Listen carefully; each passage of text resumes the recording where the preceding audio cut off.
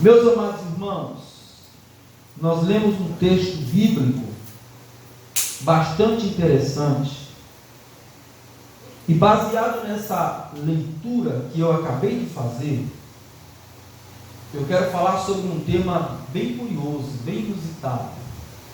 Eu quero falar sobre o Deus dos nossos cultos. Olha que tema. Meus amados irmãos, o texto que nós lemos, ele fala justamente de um momento em que Deus está reivindicando a adoração a Ele. Porque o povo de Israel vivia no meio de uma terra onde a grande maioria dos seus vizinhos ou das nações vizinhas, eles eram idólatras. Eles cultuavam a deuses estranhos. E volta e meia, essas nações, elas ameaçavam o povo de Israel.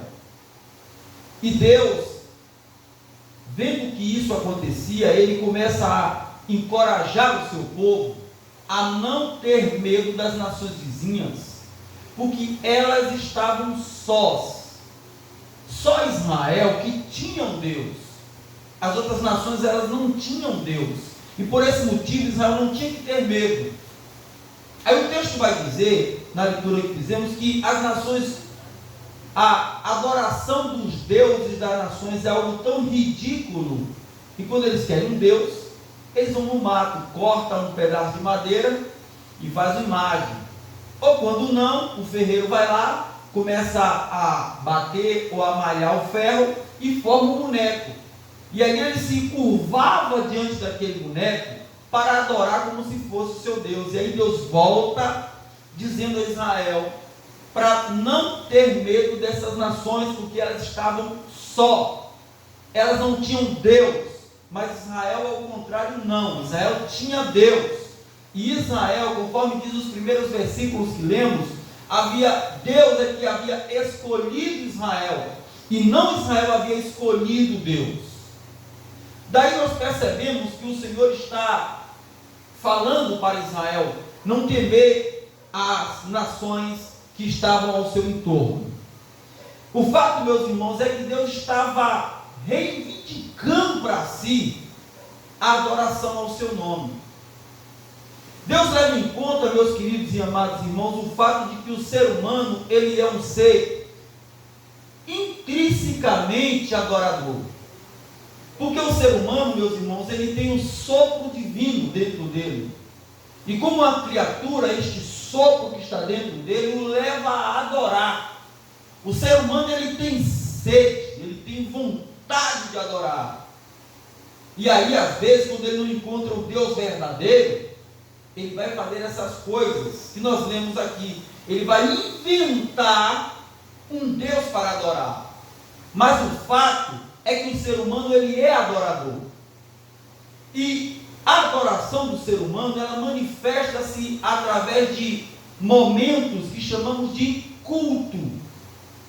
O culto é um momento reservado onde o adorador expressa a sua adoração a Deus. E na expressão da sua adoração, ele vai ali para buscar a Deus.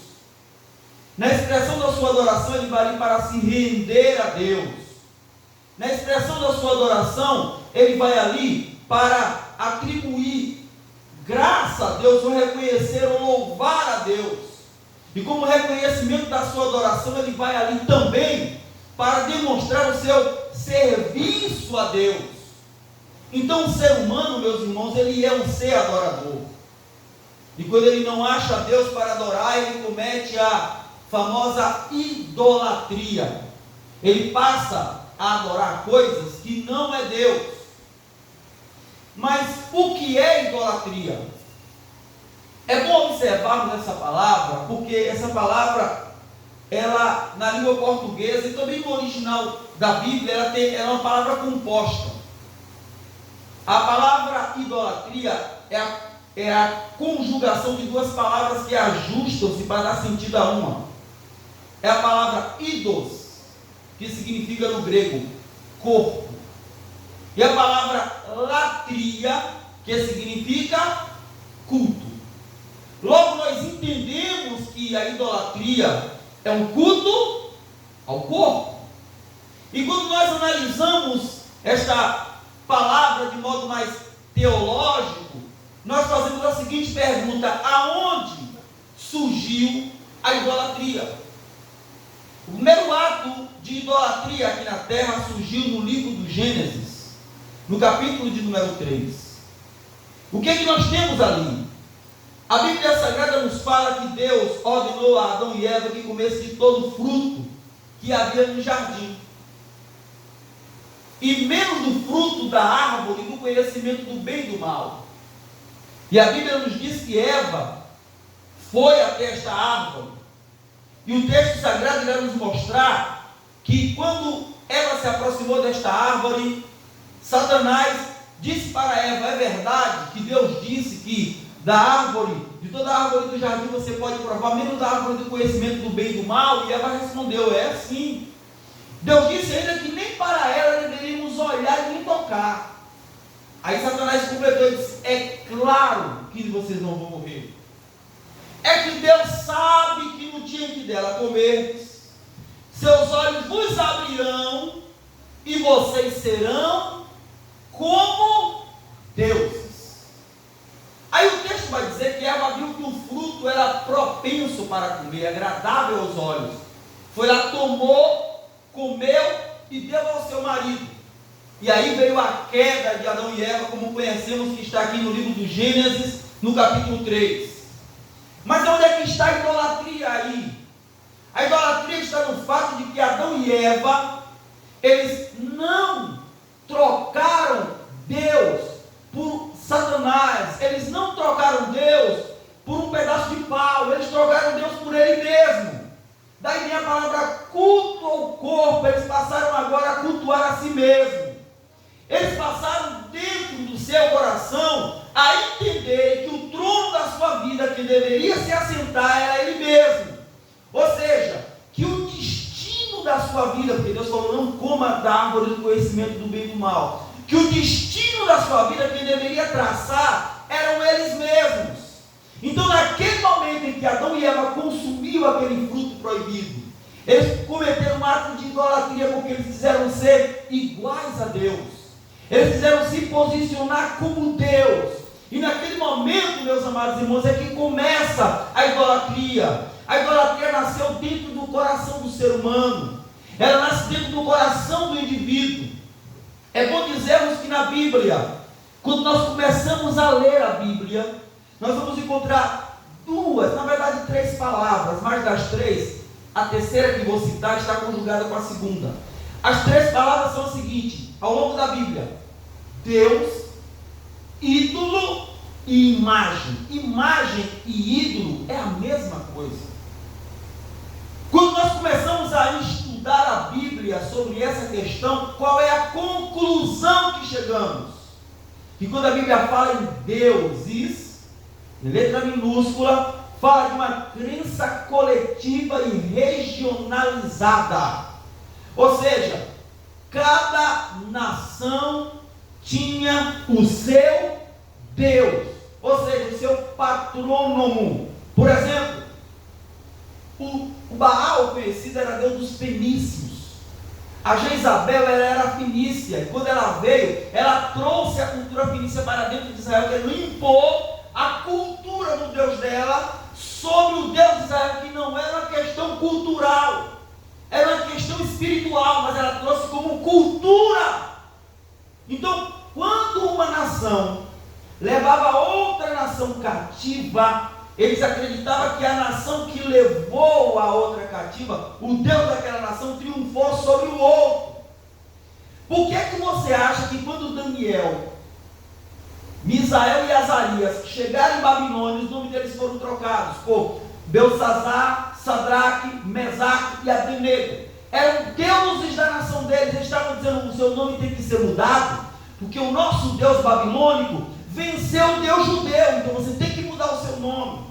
Então toda vez que uma nação capturava a outra, eles entendiam que era uma questão regionalizada, que o Deus da nação vencedora venceu o Deus da nação perdedora. Os irmãos se lembram quando a arca foi tomada, Israel fugiu e largou a arca. O que fizeram com a arca? Levaram para o templo de Dagon e colocaram aos pés de Dagon a arca. E a Bíblia diz que houve um grande estrondo e Dagon estava caído com o rosto em terra. Depois levantaram de novo aquela imagem, colocaram lá, e houve um segundo estrondo, e agora Dagon estava com a cabeça e os braços cortados, caídos diante da arca. Mas por que eles levaram a arca para dentro do templo de Dagon? Para dizer que o Deus Dagon havia vencido o Deus de Israel. Só que o Deus de Israel nunca foi vencido. E essa questão é importante porque era Deus que permitia que as nações vencessem Israel para ensinar Israel. Mas a cultura dos deuses regionais levavam a crer que cada vez que Israel perdia, era o Deus pagão que vencia o Deus judeu. É por isso que você vai ver na Bíblia, no Antigo Testamento, assim, ó, o Deus de Israel. Israel é uma nação.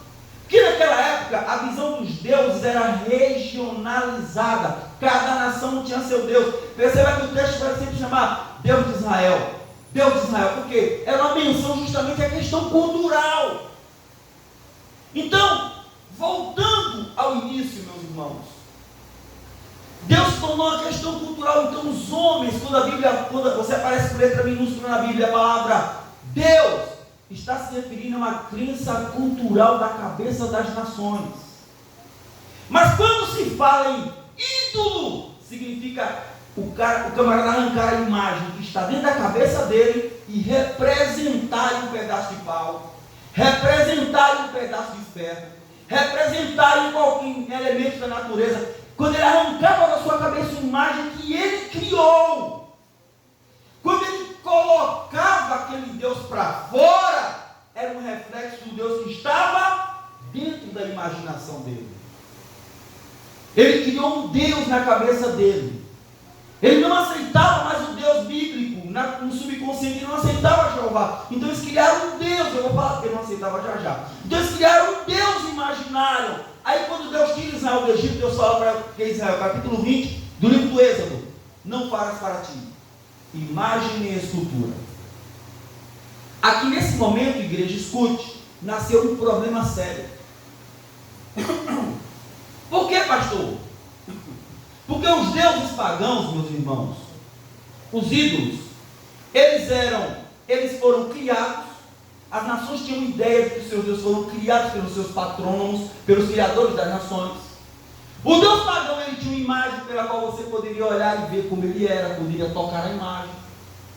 E o Deus pagão servia ao homem, ou dependia da ajuda do homem para fazer as coisas. Ou seja, o homem carregava ele como um amuleto para onde ia, visível. Irmão, vou lembrar, por exemplo, aqui de Rebeca, quando fugiu lá. Rebeca, Raquel, a mulher de Jacó. Raquel, né? Raquel. Quando fugiu da casa do pai, ela levou os ídolos com ela. Porque os ídolos precisavam da ajuda dos homens para se locomover de um lado para o outro. Mas aí entra a problemática. Se por um lado os ídolos, eles foram criados, eles além de serem criados, eles tinham uma imagem, além de ter uma imagem, eles precisavam da ajuda do homem. O problema é que o Deus judeu era diferente. Aí nasceu a problemática. Aí que os pagãos não gostavam mesmo do Deus judeu. Por quê? Primeiro, o Deus judeu, ele disse que nunca foi criado. Aí o pagão já olhava com mau olho. Um Deus que não tem início, não é possível. O povo judeu está maluco, esse Deus não existe. Era assim que eles viam há 2.000, há 4.000 anos atrás. Aí vem, além de não ser criado, um Deus que não tem imagem. Como é o seu Deus? Meu Deus está no céu. Mas fala da imagem dele. Não tem imagem. O judeu não tinha nenhuma imagem para mostrar: meu Deus é aquilo ali. Não tinha imagem. Aí o pagão ficava maluco, porque o pagão tinha imagem dele, mas o Deus judeu não tinha. E o outro problema, o Deus judeu queria o homem para lhe servir, e não para servir o homem. Aí tinha um outro problema. Porque os pagãos, eles eram assim, eles queriam um Deus para que eles pudessem espartar na cachaça, no vinho, e dizer que estavam cultuando aquele Deus chamado. Aí eles tinham prostituição cultural, por exemplo, fazer um sexo, prostituição, e dizer que estavam servindo aquele Deus. Eles davam paliativos para os seus deuses, para praticar as suas aberrações em nome dos seus deuses. Mas o Deus judeu dizia: eu não dependo do homem. E outra coisa, eu não obedeço ao homem, é o homem que me obedece. Aí na cabeça do pagão, na sua cabeça encaixa, porque você já nasceu nesse mundo conhecendo esse Deus. Mas na cabeça do pagão não encaixava isso. Um Deus que não tem começo nem fim. Um Deus que não tem imagem. E um Deus que me quer para eu servir a Ele, não bate. Então aí nasceu a problemática do Deus judeu. E as nações em volta não apenas odiavam Israel, como também odiavam a ideia do Deus de Israel. Mas aí, meus amados irmãos, tem um ponto em comum entre o Deus de Israel e os deuses pagãos. E qual é o ponto em comum entre eles? É que todos eles eram cultuados. O Deus de Israel era cultuado, e o Deus pagão também era cultuado. E quando vem essa palavra de Deus no meu coração, vem uma pergunta para mim e para você: quem é o Deus dos nossos cultos? Quem é o Deus do culto da ADFC? Quem é o Deus do culto das igrejas evangélicas brasileiras? Quem é o Deus do culto das igrejas no mundo inteiro? Quem é o Deus dos nossos cultos? Irmãos, quando nós falamos em culto, eu repito, quando nós falamos em culto, culto representa busca, culto representa entrega, culto representa a exaltação, culto representa serviço. Aí perguntamos: quem é o nosso Deus?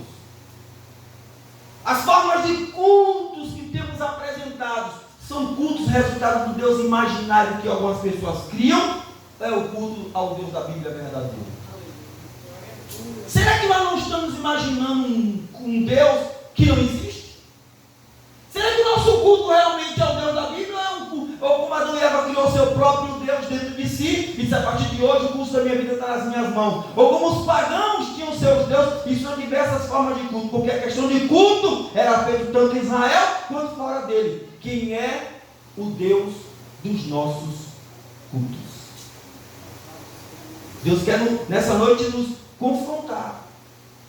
Que Deus é esse que nos tira, aqui no nosso caso, estou falando assim, mas serve para todas as igrejas do Brasil, que é um Deus que nos tira periodicamente em dias da semana, domingo, terça e quinta, e nos traz à igreja? Será que esse é Deus? É o Deus da Bíblia? Será que esse culto é para Ele? Ou será que esse culto é para um Deus imaginário?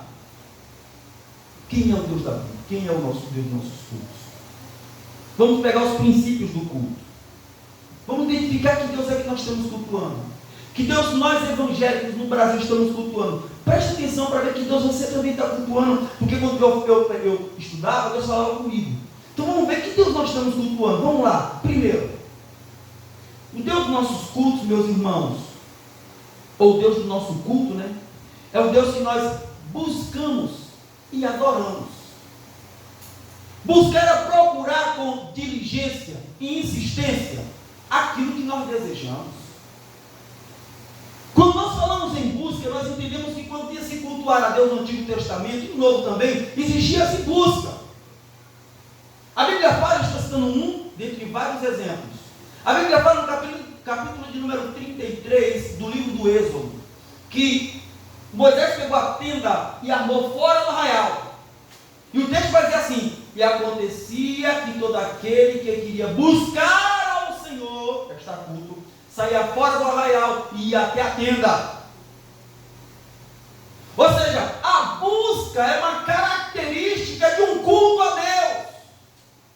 Todo aquele que cultua a Deus está em busca. Por exemplo, quando você vem a esta casa aqui, você vem buscar a Deus. Quando nós entramos para cultuar, nós estamos para cultuar a Deus. Então, o culto tem como marca inicial a busca. Então, o Deus do nosso culto é o Deus que nós buscamos em adoração. A Bíblia fala, dentre tantos exemplos, a Bíblia fala que Deus instituiu 7 festas em Israel. Páscoa, pães ázimos, tabernáculo, a gente comemora até o tabernáculo, Pentecoste, foram 7. Não lembro todos agora, mas foram 7. Levíticos, capítulo de número 23, estão todas lá relacionadas. 23 de Levítico. Eram 7 festas. Mas havia um mandato. Vocês vão sair da terra de onde vocês estiverem para virem me buscar. Então o culto a Deus era uma busca. Então o culto a Deus tinha que ser uma busca para Ele. Tinha que buscar a Ele. Mas tem uma coisa. O culto ao Deus pagão também era uma busca. A história nos diz que quando as pessoas iam aos templos dos seus deuses, iam buscar os seus deuses. Por que você acha que está lá o Areópago? E Paulo aparece no capítulo 17 de Atos, falando sobre o Areópago, ao Deus desconhecido. As pessoas iam ali buscar seus deuses. Por que você acha, por exemplo, que existe o Olimpo, lá na Grécia, até hoje? Lá está o Olimpo, no Monte Olimpo, onde está a imagem, né, de Zeus, de Medusa. Que eles iam lá, os gregos e pagãos iam lá buscar os seus deuses. Então, assim como no culto ao Deus pagão, as pessoas, ao Deus judeu, as pessoas iam buscar, no culto ao Deus judeu também havia busca. Mas tem uma coisa, meus irmãos, nós precisamos identificar hoje em dia qual é a nossa busca em nossos cultos. Quando uma pessoa vem ao culto para buscar coisas e não Deus, o Deus dessa pessoa é a coisa que ele veio buscar. Hoje em dia tem muitas pessoas que vêm para culto e dizem: eu vou cultuar a Deus para Deus me dar. Eu vou cultuar a Deus. Eles vão para o culto por causa do carro, vão para o culto por causa da casa, vão para o culto por causa do trabalho, vão para o culto para buscar coisas e não Deus. Pois bem, o Deus do culto dele não é Deus, não. O Deus do culto dele, ele está indo buscar, são as coisas. O Senhor Jesus nos repreendeu e nos ensinou, no capítulo de número 6 do Evangelho, segundo escreveu São Mateus: não andeis inquietos por coisa alguma, pelo que é vez de comer, pelo que é vez de beber, pelo que é vez de vestir. Mas em resumo ele diz: buscai primeiro o reino de Deus e a sua justiça, e todas estas coisas vos serão acrescentadas. Quem é o Deus dos nossos cultos? Quem é que estamos indo buscar nos cultos? É Deus ou as coisas? As pessoas estão idolatrando coisas, vem para o ambiente de culto, mas chega aqui e não está em busca de Deus, não. Lotam igrejas, não é por causa de Deus, não, é por causa das coisas, porque os pagãos também buscam coisas e não Deus. E as pessoas vêm para o culto, ao invés de virem buscar a Deus, porque a primeira lição que aprendemos é que o culto, meus irmãos, a ação do culto é busca. Então a primeira coisa que vocês vêm buscar coisas e não vêm buscar Deus. E chegam aqui não oram, chegam aqui não se envolvem com o culto, chegam aqui não sente Deus, sai daqui vazias, mas na sua mente idólatra, acreditando que vai adquirir aquele bem. Aí tem gente que tem carro, que tem casa, que tem isso. Você é abençoado, eu sou abençoado, porque tem um carro, tem casa, tem isso, tem aquilo outro. Irmãos, as pessoas estão se enganando, estão trocando as coisas. Uma pessoa abençoada não é pelo que ela tem, é pelo que ela é, o que está na vida dela. Se Deus está na vida dela, ela pode não ter nada, mas é uma bênção em nome de Jesus. Então quem é o Deus dos nossos cultos? Quem é o Deus dos evangélicos no Brasil e no mundo hoje? Tem alguns que o Deus do culto dele é o Deus bíblico, mas tem outros que o Deus do culto dele não é o Deus bíblico. O Deus bíblico é apenas uma fachada, o que ele quer é outra coisa. Agem com Deus como se Deus fosse um caixa eletrônico. Se Deus me é Deus, se Deus é Deus, tem que me dar. Tem gente que é assim, estão destruindo a fé do povo. Estou levando as pessoas a coisificar, a tentar coisificar Deus. Eu não vou entrar nessa. E aí usa a minha vida, usa a vida de outra aqui, outra ali, para dizer que está tudo errado. Para dizer que nós precisamos nos dedicar mais a Deus, porque nós estamos construindo os nossos próprios deuses aqui dentro. E nos afastando dos deuses da Bíblia. E ofertando um culto a coisas, pensando que está ofertando a Deus. Segundo lugar, o Deus dos nossos cultos, meus irmãos, é aquele a quem nós nos entregamos. Irmãos, entregar é render-se sem reservas, é abrir mão do seu direito, do que você tem, em favor de Deus. Isso é entrega. Então o culto ele é caracterizado pela entrega. A pessoa vem para a igreja para se entregar a Deus, para se render a Deus. E o culto a Deus, ele é caracterizado pela entrega. O apóstolo Paulo, quando ele escreveu aos irmãos que estavam em Roma, ele escreveu lá no capítulo de número 12, versículos 1 e 2, diz assim: rogo-vos, irmãos meus, pela compaixão de Deus, que apresenteis vossos corpos em sacrifício vivo, santo e agradável a Deus, que é o vosso culto racional. Você vai para a igreja e oferta. Você vai para a igreja para se entregar. Você vai para a igreja para demonstrar o seu amor a Deus, para fazer a sua entrega ao Senhor. E assim também era em todo o Antigo Testamento. Eles iam para o culto e se entregavam a Deus. Mas a questão toda, meus irmãos, é que os pagãos também faziam isso. E o culto dos pagãos era um culto de troca e não de entrega. Os pagãos, eles adoravam aos seus deuses em favor de algo. Um pagão nunca entregava algo ao seu pseudo-deus, ao seu Deus imaginário, sem que esse Deus imaginário não lhe desse alguma coisa. Ele sempre queria algo em troca. E esse algo em troca, meus irmãos, é que é o grande problema. Hoje em dia nós viemos para o culto, ao invés de vir para entregar, nós estamos vindo para trocar. Parece que o Deus do culto cristão não é o mesmo Deus do culto das igrejas modernas.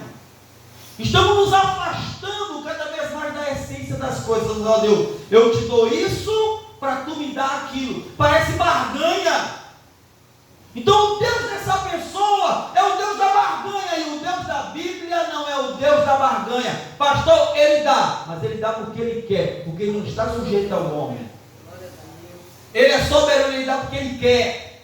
E outra, não dá porque merecemos.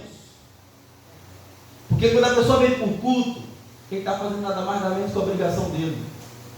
Sabe o que Deus me dá, pastor? Sim, que eu sou fiel. Escuta essa, que eu sou fiel. Fiel como? Ó, eu dou dízimo, é a sua obrigação, deve dar a sua fidelidade. Eu não trago a minha esposa, então quer dizer que você tem que trazer sua esposa? Não, é sua obrigação. Eu mantenho a minha família, claro, é a sua obrigação. É como se alguém tivesse dito para mim assim, ó, eu não tomo veneno, claro, é a sua obrigação não tomar veneno. A gente, irmão, faz a nossa obrigação e pensa que está fazendo um favor para Deus. É umas coisas incríveis que acontecem entre nós, irmão. Nós estamos, inclusive, Deus puxou o gancho na minha mente aqui, o link, estando na história de Jó e aprendendo dentro de coisas que estou falando aqui. Jó pensava que ele adorava a Deus por troca. Pensava que era aquele negócio do paganismo, eu te dou, tu me dá, eu te dou. Não é assim. Culto é para entregar. Nós viemos aqui para entregar a Deus. Entregar o que, pastor? A nossa vida, entregar o nosso tempo, entregar o nosso louvor. Nós viemos para entregar a Ele e aguardar na misericórdia dele que Ele receba como um cheiro suave, porque Ele não é obrigado a receber. O fato de você estar dando, Ele não é obrigado a receber. Então dê com cuidado. Toma aqui, ó Deus, você é obrigado a receber, você precisa mesmo, toma. Não é não. Ele recebe se Ele quiser por misericórdia. Aí tem gente que acha que dá, Deus é obrigado a receber. Não é não, irmão. Dê com temor, aguardando que você ache graça e Ele receba. Exemplo prático, capítulo 4 de Gênesis. Caim e Abel. Os dois deram, mas Deus recebeu só de um.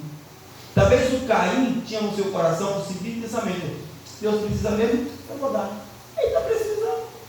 Se enganou. O fato de dar não significa que Deus vai receber. Então quando nós dermos, temos que dar com temor, esperando que Ele receba. Até que Deus está meio de engano, né? Está meio de engano que alguém deu glória na igreja, que alguém bata palma na igreja, que alguém ajude na igreja, que alguém faça na igreja. Está meio de engano nada. Nós temos que fazer e fazer de bom coração. E mesmo assim, como disse Paulo, pedir a Deus para não ser reprovado. Jesus, aleluia. O Deus do nosso culto é assim. Mas tem uma coisa. O Deus pagão não era assim. O culto ao Deus pagão era de troca. E aí eu volto e pergunto para vocês, não respondam. Eu só estou perguntando e você imagina. Como é os cultos hoje, irmão? É um culto de entrega ou de... Não responda, pense. De entrega ou de troca? Aí volta e pergunta para mim assim, pergunta para você mesmo, baseado na Bíblia. Que Deus é esse? Será que esse culto é por Deus da Bíblia? Será que essa perrela que alguns chamam de culto é por Deus da Bíblia? Quando os judeus davam lá no capítulo, lá no livro de Malaquias, davam bezerros aleijados, cegos. Aí Deus falou assim, eu sou grande rei, não preciso disso. Se você acha que eu preciso, então vai lá, apresenta a tua oferta para o teu príncipe. Vê se ele vai se agradar de ti. Porque o sacerdote não era nem doido de pegar um novilho aleijado e dar para o príncipe, senão o príncipe ia punir ele. Então quer dizer que o príncipe de vocês não pode, eu posso? É assim, entregamos um culto aleijado e achamos que estamos fazendo grande coisa. Quando não, queremos troca. O Espírito Santo me trouxe essa palavra e falou para mim e pediu que eu falasse para vocês, irmão, quando você vier aqui, vier para entregar. Aleluia. Seja o que for que você vier fazer aqui, o Deus do nosso culto é o Senhor Jeová. Ele não aceita troca, Ele dá se Ele quiser, Ele é bom, misericordioso. Então entrega o teu caminho, entrega a tua vida, entrega o teu coração, entrega o que for necessário e aguarde nele, porque Ele vai te recompensar quando Ele quiser. Aleluia! Vocês ficam chantageando Deus e ficam dizendo que estão fazendo um culto, e na verdade não é um culto ao Deus da Bíblia. Adão e Eva criaram seus próprios deuses. O pecador cria uma imagem do seu próprio Deus, passa a adorar aquela imagem. Muitas vezes ele não criou uma imagem de escultura, mas criou uma imagem mental, que não tem respaldo bíblico. Mas vamos continuar. Terceiro e penúltimo lugar, são só 4. Terceiro e penúltimo lugar. O Deus dos nossos cultos, irmãos, ou do nosso culto, é aquele que nós exaltamos em adoração. Exaltar, irmão, é louvar, reconhecer os méritos e atributos. Isso pode ser através de ações, de gestos ou de palavras. Nós exaltamos a Deus, louvamos a Deus, reconhecemos a Deus. Os livros dos Salmos todos são livros que reconhecem o mérito de Deus, são louvores a Deus.